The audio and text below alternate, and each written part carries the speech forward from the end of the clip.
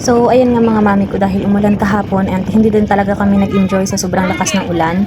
Bumalik kami kinabukasan para naman makita namin yung ganda ng farm nila ng walang ulan.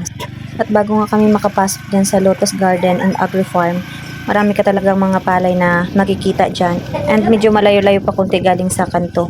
So, mas maganda talaga kung pumunta dyan may sariling sasakyan.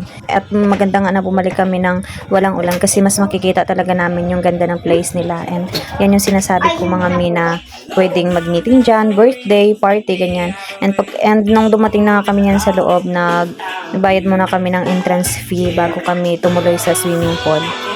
At ang linaw ng swimming pool nila, sa baba may maagas na tubig yan. And sa taas naman, meron silang ginawang balon na doon ang gagaling yung tubig na papunta sa swimming pool. Ayan, ang linaw nga at ang lamig pa. So yan ang ginawa namin dyan mga mami ko. Nagbanlaw muna kami dyan sa taas sa may balon bago kami lumublob doon sa swimming pool. And at kung napapansin nyo, yung bilog dyan sa gitna ng swimming pool, mababaw lang po yan mga mi. Hindi po yan makaabot ng tuhod. Kaya maganda dyan maglaro lalo na may mga kasamang bata.